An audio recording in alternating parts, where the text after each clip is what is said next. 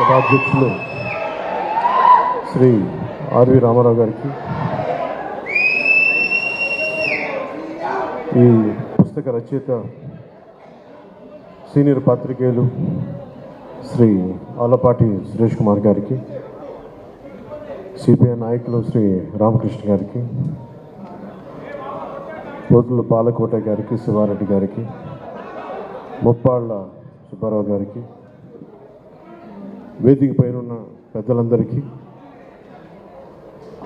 Telugu Desam party జాతీయ అధ్యక్షులు మాజీ ముఖ్యమంత్రి శ్రీ నారా చంద్రబాబు నాయుడు గారికి, ఈ సమావేశానికి వచ్చిన తెలుగుదేశం నాయకులకి, పెద్దలకి, మహిళలకి, అమరావతి రాజధాని ఉద్యమంలో పాల్గొన్న ఆడపడుచులందరికీ, నాయకులందరికీ పేరు పేరున హృదయపూర్వక ధన్యవాదాలు, హృదయపూర్వక నమస్కారాలు.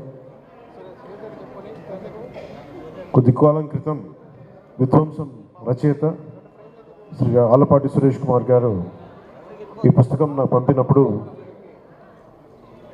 కొంత మొత్తం చదవలేదు, కానీ ఒక 40 నుంచి 50 పేజీలు చదవడం జరిగింది. ఇందాక ఆయన చెప్తున్నట్టుగా ఒక రచయిత ఏ ప్రయోజనాలను ఆశించి రాశారు,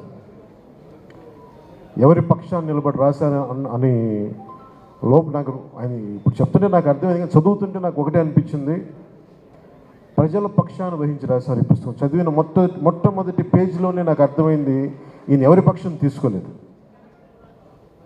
ఒక సాక్షిభూతంగా జరిగిన సందర్భాన్ని జరిగినట్టు ఎలాంటి భావోద్వేగాలకి లోను కాకుండా, ఎలాంటి పక్షపాతాలకి లోను కాకుండా, ఒక నిజమైన జర్నలిస్టు రిపోర్ట్ చేస్తే ఎలా ఉంటుందో ఈ విధ్వంసం పుస్తకం ఆలపాటి సురేష్ కుమార్ గారు అంత గొప్పగా రాశారు.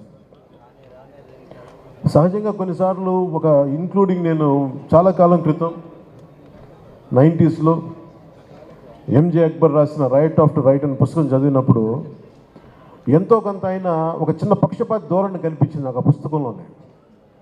ఒక సంపూర్ణంగా ఎవరినైతే తిడుతున్నారో సంపూర్ణంగా ఒక హోలిస్టిక్, ఒక సమగ్రంగా లేదనిపించింది. సో ఇలాంటి సందర్భాలు నేను ఎన్నో చూశాను, చదివాను పుస్తకాల్లో. కానీ విధ్వంసం పుస్తకం చదువుతుంటే మటుకు అసలు ఆయన చాలా ఎక్కడా కూడా ఒక పక్షపాతి ధోరణి లేకుండా, ఒక నిజమైన జర్నలిస్ట్ ఎలా రాస్తే సమాజానికి ఉపయోగపడుతుందో అంత గొప్పగా రాశారు ఈ పుస్తకాన్ని. ఈరోజు ప్రత్యేకించి పార్టీ కార్యక్రమాలు ఉన్నా, చాలా ఊర్లకి వెళ్ళాలనుకుని ప్రత్యేకమైన ఎక్కడికి వెళ్ళినా కానీ తిరిగి ఈరోజు ఈవినింగ్ 15వ తారీఖుకి తిరిగి రావాలని నిర్ణయం చేసుకొని చాలా బిజీ స్కెడ్యూల్ కూడా ఎందుకు వచ్చానంటే, నాకు ఆలపాటి సురేష్ కుమార్ గారి జర్నలిజం ఆయన మీద ఆయనకున్న కమిట్మెంట్, ఆయనకున్న గౌరవం నన్ను ఈ రోజున సభకు వచ్చేలా చేస్తుంది. ఈ విధ్వంసం పుస్తకం ఇందులో చాలా భాగం ఏదో నేను ఒక అతిథిగా రాలేదు. ఈ పుస్తకంలో పేర్కొన్న పలు సంఘటనల్లో నేను కూడా సాక్షిగా ఉన్నాను. నేను కూడా ప్రత్యక్షంగా అనుభవించిన వాడిని, కొన్ని పరోక్షంగా చూసిన వాడిని. విధ్వంసంతో మొదలైంది ప్రభుత్వం, కూల్చివేతలతో మొదలైంది ప్రభుత్వం, ప్రజాస్వామ్య విలువల్ని తాకట్టు పెట్టింది ప్రభుత్వం. కూల్చివేతలతో మొదలైన ప్రభుత్వం కూలిపోతుంది. మొదటి నుంచి నేను ఇదే చెప్తాను. వైసీపీ వ్యతిరేక ఓటుని చీలనివ్వను అన్న ఒక్క వాక్యానికి, ఎందుకు ఆ మాట అన్నాను అనడానికి ఈ పుస్తకమే నిదర్శనం.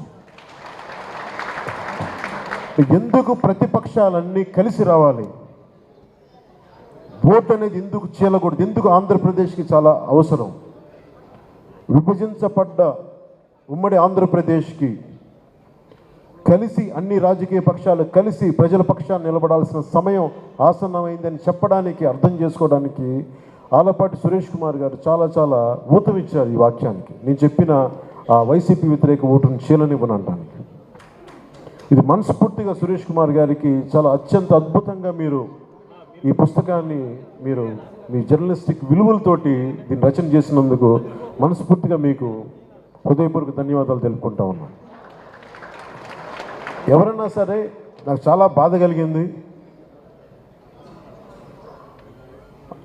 ఎలక్షన్లు అయిన వెంటనే ముందు కూల్చివేతలతో మొదలైతే అమరావతి రైతాంగం మీద, రైతుల మీద దాడి జరిగినప్పుడు నాకు ఒక్కొక్కరు మా జనసేన పార్టీ ఆఫీస్కి వచ్చి వాళ్ళ దెబ్బలు చూపిస్తూ ఉంటే గుండె కరిగిపోయింది, గుండె చెదిరిపోయింది ఆ బాధకి. ఆడపడుచుల మీద ఎన్ని రకాలుగా అగాయిత్యాలు చేసి పోలీసులు హై హ్యాండెడ్ బిహేవియర్ చాలా చాలా బాధ కలిగించింది. ఈరోజు మన ఎన్నికలు వచ్చేసి మనం ధైర్యంగా ఉన్నాం, కానీ మీరు ఊహించుకోండి 2019 నుంచి ఈ రోజు దాకా ఒక సుదీర్ఘమైన కాలం, అది అసలు కాలం తెములుద్దా అనిపించేది. వీరి దాష్టీకానికి అసలు మనం తట్టుకోగలమా అనిపించేది.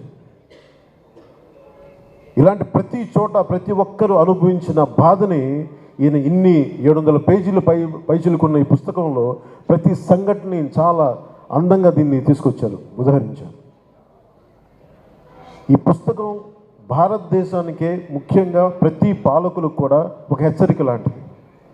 భవిష్యత్తులో మనం ఎలా ఉండకూడదని చెప్పడమే ఈ పుస్తకం తెలియజేస్తూ ఉంది. ఒక నిజమైన జర్నలిస్ట్, ప్రజాక్షేమాన్ని, ప్రజాస్వామ్యాన్ని ఆకాంక్షించే జర్నలిస్ట్ రాస్తే అది ఎంత బలంగా ఉంటుందో ఈ పుస్తకం చాలా అద్భుతంగా తెలియజేస్తుంది. ఇలాంటి పుస్తకం ఆలపాటి సురేష్ కుమార్ గారికి కూడా ఇది భవిష్యత్తులో దీన్ని ఒక టచ్ స్టోన్, ఒక గీట్రాయిలా తీసుకుంటారు. ప్రతి జనసేన అయితే ఖచ్చితంగా తీసుకుంటుంది. జనసేన తరఫున మాటిస్తూ ఉన్నాను. ప్రజలకు ఎలాంటి ఇబ్బంది కలగకుండా ప్రజాక్షేమాన్ని కాంక్షించే ఒక వ్యవస్థలో భాగస్వామ్యం తీసుకొని ప్రజాస్వామ్యాన్ని బలోపేతం చేస్తామని మనస్ఫూర్తిగా మీ అందరికీ తెలియజేసుకుంటూ, నాకు ఇలాంటి అవకాశాన్ని ఇచ్చిన ఆలపాటి సురేష్ కుమార్ గారికి, అలాగే సభాధ్యక్షులు శ్రీ పివి రామారావు గారికి, ఆర్వి రామారావు గారికి ఒకే ఒక మాట చెప్పి కొన్ని 2 వాక్యాలు చెప్పి ముగిస్తాను. ముఖ్యమంత్రి జగన్ గారు మాట్లాడుతూ ఈరోజు కూడా నా దృష్టికి వచ్చింది, 33,000 మంది ఆడపిల్లలు వైసీపీ వాలంటీర్ల వల్లే అదృశ్యమైపోయారని నేను అన్నానంట. వారికి వివరణ ఇస్తున్నాను. నేను చెప్పింది మీరు డేటాబేస్ కలెక్ట్ మీ వాలంటీర్లు డేటాబేస్ కలెక్ట్ చేయటం వల్ల ఆ డేటా ఎక్కడో హైదరాబాద్లో ఉన్న ఒక కంపెనీకి వెళ్ళిపోయి ఆ కంపెనీ నుంచి లీక్ అది ఎటు వెళ్ళిపోయింది. అదే చెప్పాను తప్ప ఏ రోజు కూడా వాలంటీర్ వ్యవస్థ సంపూర్ణంగా వాళ్ళు చేశారని నేను ఇప్పుడు అనలేదు.